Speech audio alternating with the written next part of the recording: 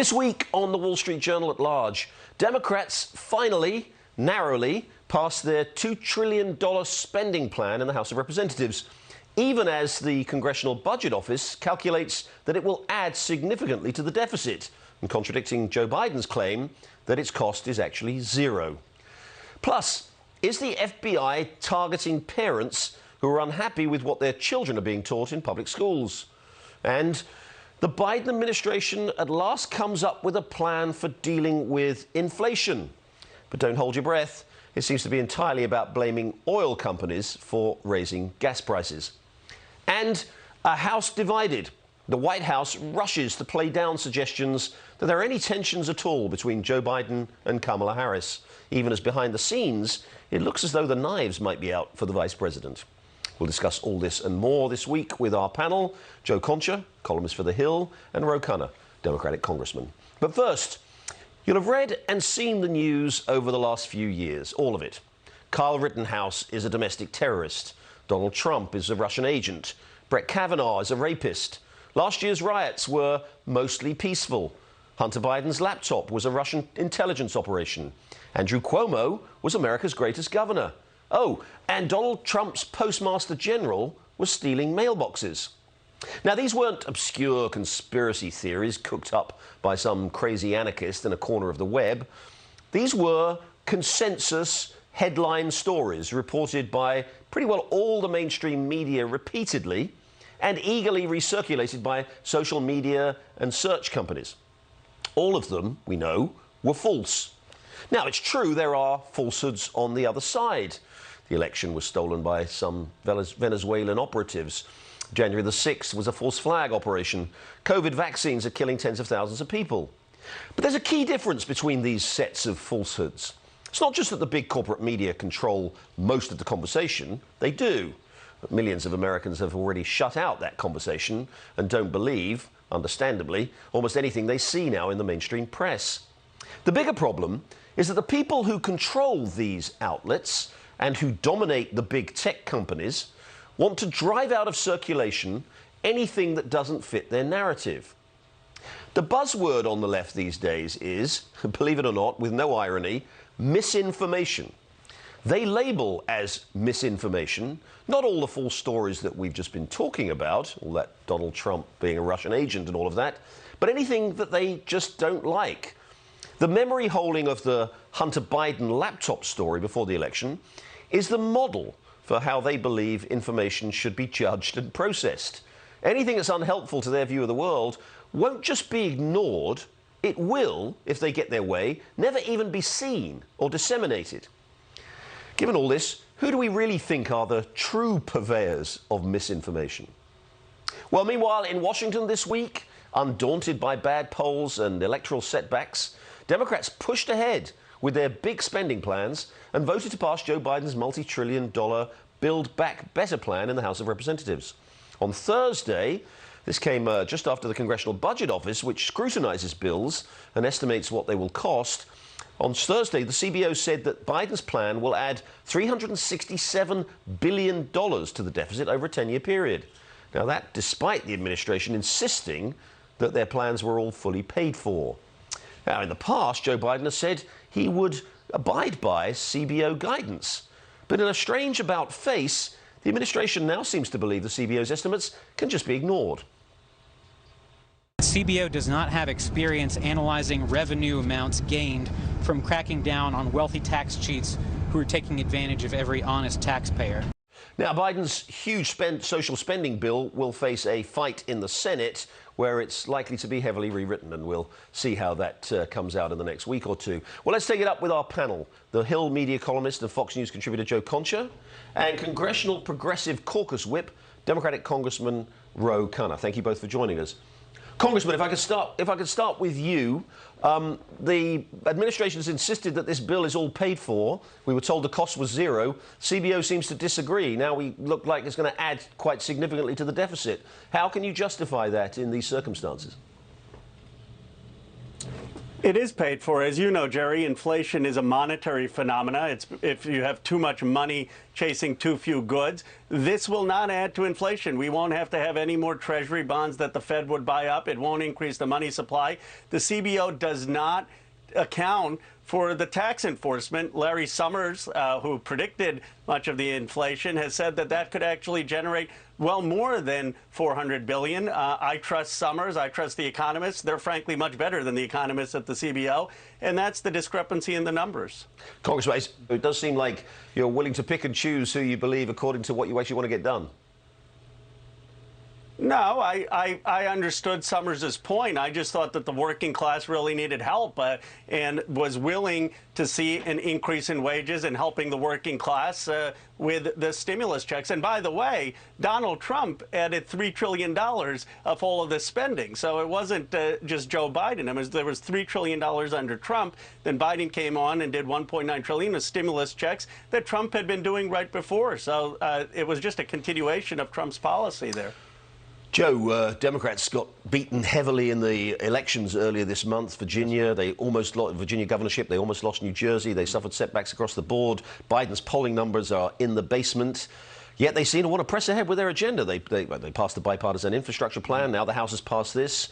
Are they getting the message from the American people? I'm not sure they are, Jerry, and I don't really listen too much to what Democrat on this side of the aisle says, or Republican on this side of the aisle says. They have a job to do, and that's to sell what they're trying to achieve. Fox News poll, 6 in 10 Americans believe these massive spending bills will be paid by, quote, people like me. Just a third think that cost savings or taxes on the wealthy are going to pay for this. And look, I'm not an economist, but I did take Econ 101, and I am certain that if you spend trillions upon trillions and then flood the system with it, that will produce inflation because the dollar just isn't worth as much. So look, the CBO, President Biden once called the gold standard. Now they're the gang that can't shoot straight. And I wonder, even if these bills pass in the Senate and the president signs it into law, if that will still be able to overcome what people are feeling now. In other words, what's in these bills, people won't feel for quite some time, certainly not before the midterms.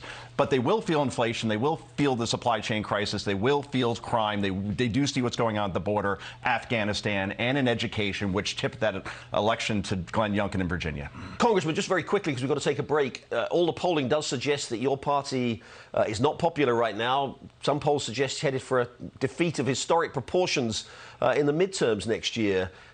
Is this the right track to continue with these very radical, progressive policies that really don't seem to be resonating very well with voters? I don't think it's radical to say every person in this country, every kid should go to preschool. That's James Heckman at University of Chicago says that's the single best investment we can make. I don't think it's radical to say we're pro-family and we're going to give every family with kids $300 for their child. And then when you look at the spend, it is over 10 years. It is not 1.75 over 10 years. That means $200 billion a year. Donald Trump spent $3 trillion in 1 year. So I think we have to put this in context. And my sense is that there are a lot of things in these bills that are very popular. Thanks, Congressman. We've got to take a very quick break there. But coming up, a whistleblower email shows that the FBI has been tracking parents unhappy with their children's education and how the Attorney General perhaps wasn't exactly truthful about it. We'll talk about that next.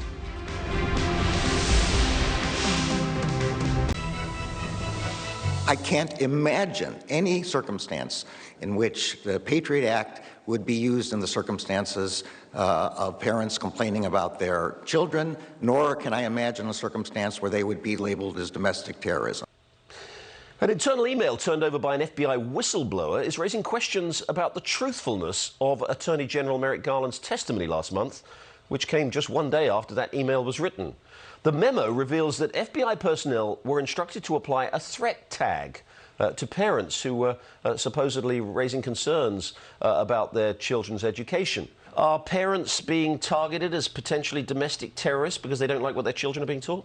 per the whistleblower in this particular case, that appears to be the case. And we saw, and we talked about a little bit before, what happened in Virginia. And the exit polls are very telling. 8 in 10 parents say they should have a say in what their children are taught. And Stephanie Cutter, who's a pretty big deal in Democratic circles as far as being a strategist, she worked in the Obama administration, she says that Democrats now risk being seen as the anti-parent party. And until the president, the vice president, members of Congress speak up and say this is wrong and we shouldn't be participating in labeling parents as domestic terrorists, that label is going to stick, Jerry. Congressman, the Attorney General expressly said just a few weeks ago that this kind of thing wasn't going on, that parents weren't being targeted in this way. It looks as though they are. Let me be very clear. Parents absolutely should be involved in what their kids are learning. As a parent, I want to be involved. Second, every kid in this country should grow up being proud of being American and understand the extraordinary good things our country has done for the world. Of course, they should have an understanding of our drawbacks and failings too, and an accurate understanding of history, but they should grow up with pride. Those messages all Democrats believe, and of course parents aren't domestic terrorists, but I think everyone would agree that if there are actual threats of violence, that those need to be investigated, and we ought to have law and order in the schools. There shouldn't be violence in the schools. Joe, quickly, yeah. I know you want to Well, not all Democrats believe that, because Right. Terry McAuliffe said that I don't believe that parents should have a say in their child's education. And that really stuck in this situation, particularly as it pertains to critical race theory, which is the opposite of what Martin Luther King taught, which is to judge people by the content of their character and not by the color of their skin. CRT seems to be the opposite of that. Congressman, that is very interesting what you say, and I think a lot of people will be pleased to hear that, but that does seem to be at odds with a lot of this critical race theory teaching and what a lot of Democrats and progressives believe, which is that, yeah, of course, along with being taught that American history, that somehow America is fundamentally a racist, systemically racist, terrible society, and that people should be, as Joe says, should be judged by the color of their skin. It's interesting you seem to disagree with that. Well, Jerry, I was born in Philadelphia in 1976. I'm a bicentennial baby. My parents were immigrants from India, and at the age of 40, this country elected me to represent Silicon Valley. I believe in the American story. I believe in the genius of our founding, of our principles. We're going to become the first truly multiracial, multi-ethnic democracy in the world. And so I believe in an honest accounting of our history. We have to acknowledge the evil of slavery, the challenges of Jim Crow, but I want every person to know America is an extraordinary place, and I want every kid to feel proud of being American. That's not a partisan issue. That's just factual. That's well, Congressman, that is. I guess I've got to say that is very good to hear, and I very much agree with you. But again, I still wonder whether maybe all of your colleagues, especially the Progressive Caucus, are completely on board with that. But anyway, we've got to talk about lots more. And coming up after the break, with consumer and other prices soaring, President Biden is attempting to pass the buck on inflation this week. But who is he blaming? We'll talk about that next.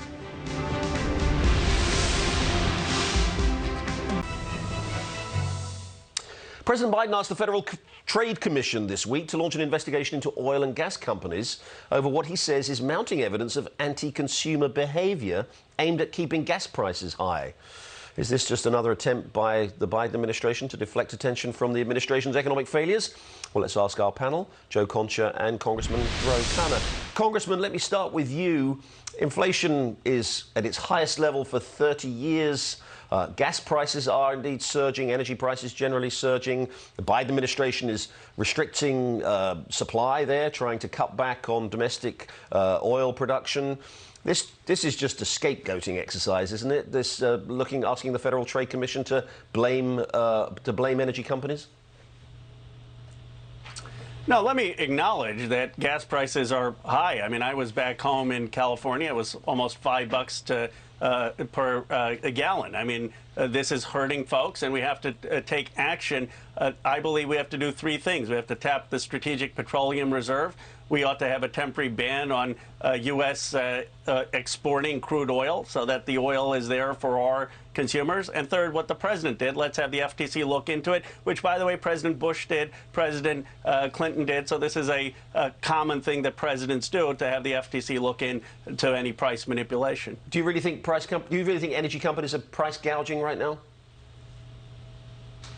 I don't know. I don't want to prejudge it. I don't want to attack them without the facts. I think the FTC looking into that is appropriate, but I think we have to do more than that. I think what we ought to say to the energy company is, why are you sending oil overseas right now? Supply it to Americans, and we ought to trap the Strategic Petroleum Reserve. And on production, you know this. I mean, they made a decision when oil was 22 or 30 bucks a barrel not to produce. Even if they were to produce now, that's not going to do anything for the current supply. So let's talk about what we can do to increase the current supply. A temporary ban on oil exports would do that. Joe, at least they're acknowledging they have a problem with inflation. They were ignoring it or denying it months ago. But as Americans face the most expensive Thanksgiving ever, continued supply chain problems, this isn't really addressing the inflation problem, is it? Yeah, the pivot has been remarkable. Inflation, no, actually, it doesn't exist. Actually, it's transitory. Okay, actually, it does exist, but we inherited it, or it's because of COVID, or because of all of these other factors that we're talking about. But the White House has a messaging problem here. And I watched Jennifer Granholm last week. She's the energy secretary. She was on with Bloomberg. I believe it was Tom Keene. And he says, what are you going to do about rising gas prices? And she laughed for a good 4 or 5 seconds. And Keene's there just staring at her like, are you going to give me an answer? And she says, I don't have a magic wand to fix this particular problem. But in terms of messaging, that's a problem. And then in terms of perception, when you close the Keystone Pipeline 5 minutes after taking office, like the president did, and you're exploring maybe closing a pipeline in Michigan, it looks like you're not doing anything to fix the problem. Fairly or not, Jerry? Thank you again. We've got to take one more quick break, but coming up, Kamala Harris continued her tradition of laughing off reporter questions this week, this time about whether she has real utility in this administration. We'll talk about that next.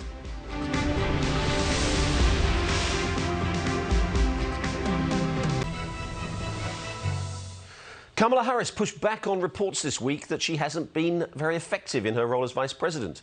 Asked by ABC News' George Stephanopoulos if she feels misused or underused, this was her response. So you don't feel misused or underused? No, I don't. I am very, very excited about the work that we have accomplished, but I am also absolutely clear-eyed that there is a lot more to do, and we're going to get it done. But a recent poll showed a dismal 28% approval rating for the vice president. That's a historic low. Well, let's talk about this now with our panel. Congressman, there were reports this week, quite well-sourced, looked like well-sourced reports by another network, that Kamala Harris's people were very unhappy that she wasn't being used effectively, that she was being ignored or sidelined. Do you think Joe Biden is having buyer's remorse about his vice presidential pick? I do not, Jerry. I can just speak from my experience. In my role, she's reached out to the Hill and been a indispensable part of the president's strategy. Joe, there are real concerns about her performance, and given Joe Biden's age, by the way, turned 79 Sure. this weekend, there must be concerns about whether or not she's really fit for the job. Right, because Joe Biden would be in his 80s if he ran for re-election, and the thought process among many in Washington was that the baton would be passed to Kamala Harris, to a next generation of Democrats, and she would be your 47th president. But then when you're polling at 28%, suddenly that plan doesn't look so good. The denials bothered me in terms of what the White House press secretary said in Jen Psaki. She blamed gender and race for Kamala Harris's low polling numbers. I remove all the noise. I just want to look at performance. And on the border, her #1 job, she's polling at 23%. We're looking at 2 million migrants passing into this country illegally this year alone. And when that happens and you have a vice president who's absentee in terms of addressing the problem, that's what she's going to be judged on. We should say that on Friday, the vice president actually took the reins briefly when Joe Biden was having his physical and underwent an anesthetic. So she was actually in charge for a while. We'll have to see how that works out. Very quickly, Congressman, just finally, as Joe says, they tend to see all criticism of the vice president as sexist or racist. Do you think that's fair?